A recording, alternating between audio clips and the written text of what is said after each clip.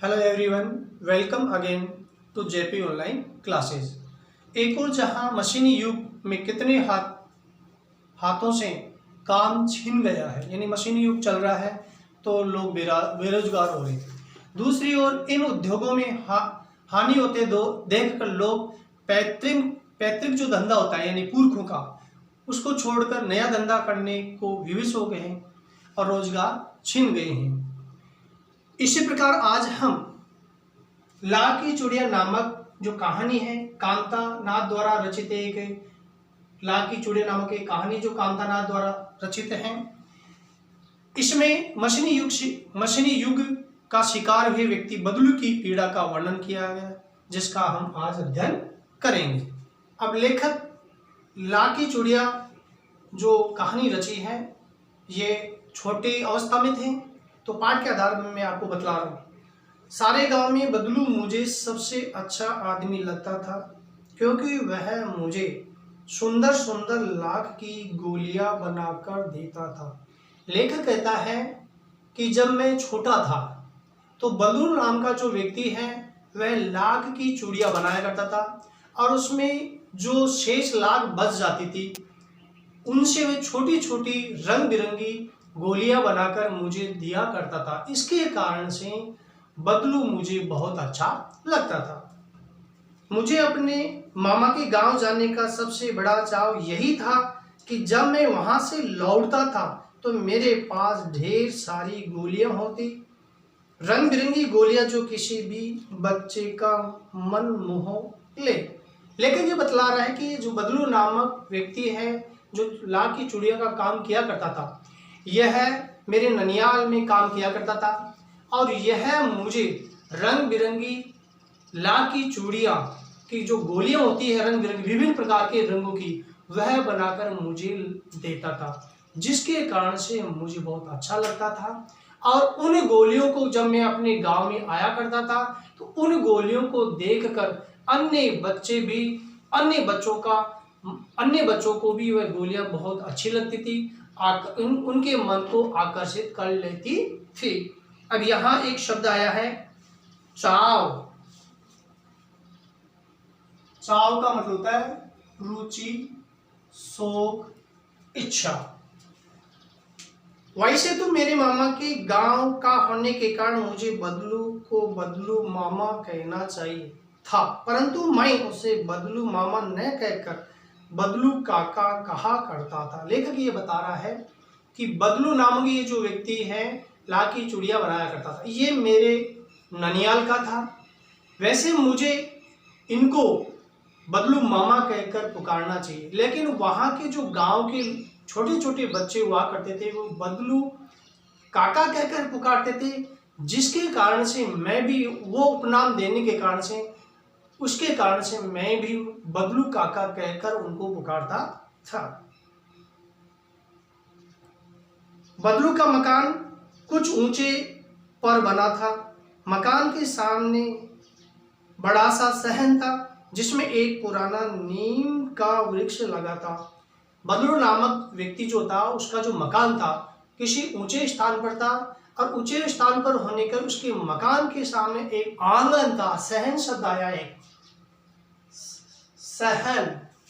सहन का मतलब होता है आंगन। उस आंगन में एक नीम का पेड़ भी था। उसी के नीचे बदलू बैठकर अपना काम किया करता था, और वहीं लाल की चूड़ियां बनाने का वह काम किया करता था। बगल में भट्टी दहकती रहती जिसमें वह लाल पिघलाया करता। पास में जहां वह काम किया करता था तो पास में ही एक भट्टी जो होती थी जिसमें आग जलाई जाती थी, उसी आग जलती हुई आग में किसी बर्तन में रखकर वह लाख को पिघलाया करता था। लाख होती है चूड़ियां बनाने वाले एक प्रकार की धातु समझिए या द्रव्य पदार्थ जो भी होता है। लाख का मतलब होता है लाट या चपड़ा। सामने एक लकड़ी की चौखट पड़ी रहती जिस पर लाख के मुलायम होने पर वह उसे श्लाघ के समान पतला करके चूड़ी का आकार देता। सामने बदलू के सामने एक इस प्रकार चौकोर एक लकड़ी की चौखट हुआ करती थी। इस प्रकार से उस चौखट, इस प्रकार से वो चौखट हुआ करती थी। उस चौखट पर उसे लाख को मुलायम करके इस प्रकार से और लंबी सलाख के रूप में, लंबी किया करता था, या सलाख होती है छड़ के रूप में, और छड़ के रूप में उसको आकार देकर उसको लंबा किया करता था, मुलायम, जैसे पतली, जैसे कोई रस्सी होती, पहले मोटी होती है फिर उसको पतला बनाया जाता था, जिससे कि जैसे अपने घर में बेलन होता है उसी प्रकार की मुंगेरियां होती हैं जो आगे से तो बिल्कुल महीन और पीछे से मोटी हुआ करती थी, जिसे इसको गोलाकार करके इस बेलन पर, मुंगेरियों पर, बेलन पर और चूड़ी का आकार दिया करता था। अब इसमें चौखट शब्द आया, चौखट। चौखट का अर्थ होता है लकड़ी आदि का चौकोर ढांचा। चौखट, चौखट का मतलब होता है लकड़ी का चौकोर बनाया हुआ एक ढांचा होता है, जिसमें मैंने आपके सामने बताया चित्र बनाकर। सामने एक लकड़ी की चौखट पड़ी रहती, जिस पर लाख के मुलायम होने पर उसे सलाख के समान पतला करके चूड़ी का आकार देता। सलाख शब्द आया है छड़, सलाख, छड़, अर्थात जैसे किसी रस्सीनुमा हो, उसके आधार पर उसे लाख को मुलायम करके और लंबी किया करता, उसे चौखट पर उसको डालकर। पास में 4-6 विभिन्न आकार की बेलन नुमा मुंगेरियां रखी जाती थी। मुंगेरिया भी मैंने बताया बेलन, जैसे बेलन होता है, जैसे आपकी माता बहनें रोटी बनाया करती थी, लेकिन उसमें दोनों तरफ हाथ को पकड़ने का खरोच होता है, लेकिन वह बेलनाकार मुंगेरिया होती है, जिस पर वह बदुल नाम का व्यक्ति चूड़ियों का आकार दिया करता था। आगे से तो वह महीन होती थी और पीछे से वो मोटी हुआ करती थी।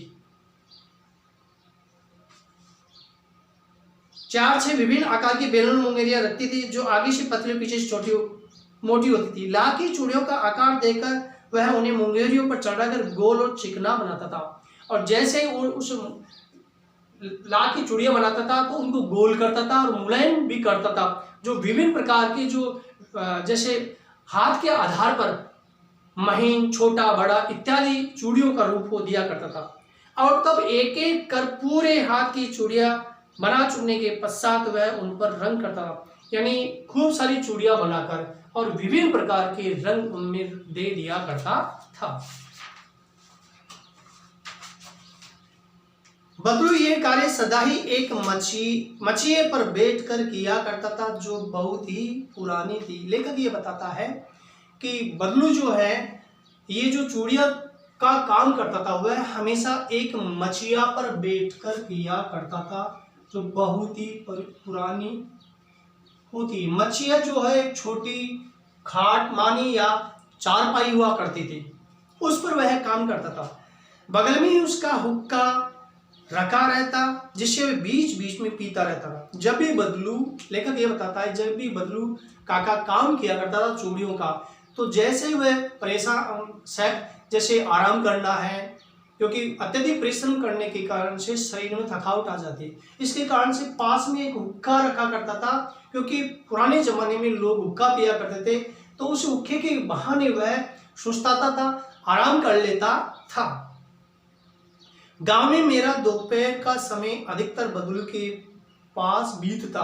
वह मुझे लल्ला कहा करता और मेरे पहुंचते ही मेरे लिए तुरंत एक मछिया मंगा देता। मेरा अधिकतर समय, लेखक ये बताता है कि मैं जो छोटी अवस्था में था, तो मैं बदलू चाचा के पास में दोपहर के समय में मेरा समय व्यतीत करता था, और मुझे बदलू काका लल्ला कहकर पुकारता था। लल्ला एक शब्द आया है, यानी प्यार दुलार से किसी को कहा जाता था, उसको लल्ला शब्द कहा जाता, प्यार या दुलार से पुकार कर कहा करता था। और वे तुरंत ही आनंद फानन में मुझे भी बैठने के लिए मचिया दे दिया करते थे। मैं घंटों बैठे बैठे उसे इस प्रकार चूड़ियां बनाते देखता रहता, यानी किस प्रकार से वे चूड़ियां बनाते थे, उनकी क्रिया प्रतिक्रिया, आकार देना, लंबा करना, मुंगेरियों पर उन चूड़ियों को आकार देना, रंग रोगन करना इत्यादि का कार्य में हमेशा अच्छी तरह से देखता कि किस प्रकार से वह पूर्णतया संलग्न होकर पूरे मन लगाकर उस काम को किया करते थे। लगभग रोज ही वह 4-6 जोड़े चूड़ियां बनाता था। लेखक ये बताता है कि मैं जब छोटा था तो वह हमेशा 4 से लेकर 6 जोड़े चूड़ियों को बनाया करता था।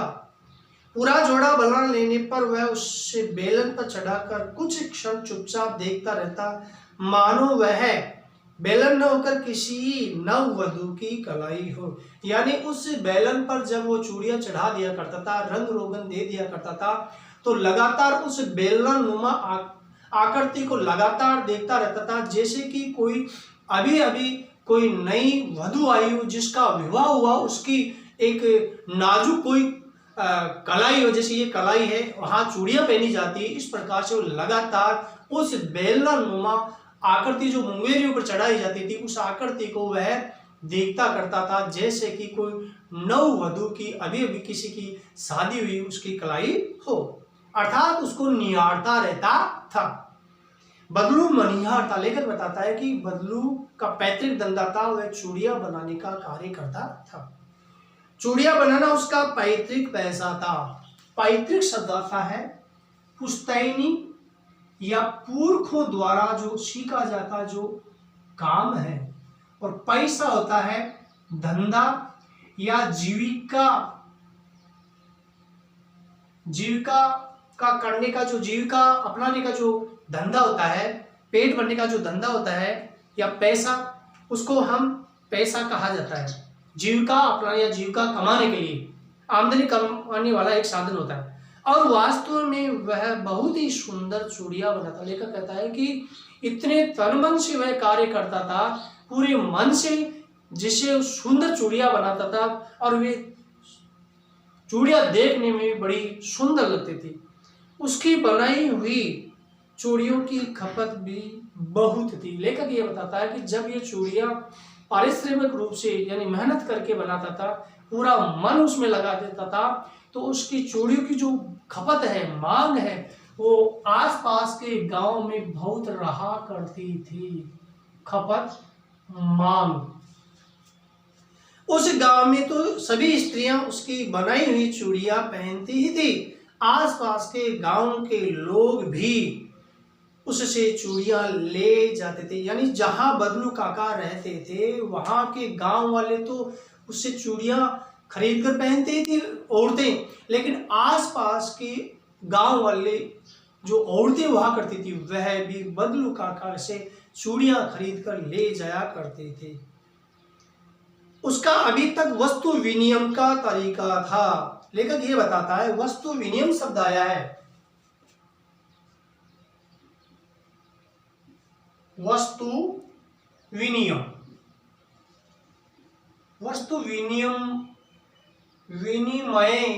वस्तु विनिमय का अर्थ होता है वस्तु के बदले वस्तु का लेना देना। वस्तु विनिमय अर्थात वस्तु के बदले हुए अनाज इत्यादि लिया करता था। जैसे अपनी चूड़ियां दे दिया, तो उनके बदले में उसके फलस्वरूप वह उनसे दूसरी वस्तु, अनाज, कपड़े इत्यादि प्राप्त कर लेता था, और लोग अनाज के बदले उससे चूड़ियां ले जाते थे।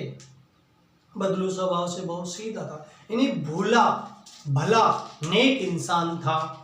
मैंने कभी भी उसे किसी से झगड़ते नहीं देखा। लेखक ये बताता है, कामतानाथ जब छोटे थे तो जब भी वे काम किया करते थे, काम करने के बाद में अपनी वस्तु विनिमय से चूड़ियां दे दिया करते थे, पैसे कभी नहीं लिया करते थे, तो वे कभी भी किसी भी व्यक्ति से झगड़ा नहीं करते थे, क्योंकि वे सभी व्यक्तियों से अपनत्व और प्यार की जो बात है या दुलार की जो बात है, अपनत्व भावना जिसे कहते हैं, या स्नेह में जो बात है, वह रखा करते। अर्थात अपनत्व भाव दूसरों से या भ्रातृत्व भाव दूसरे से रखा करते थे।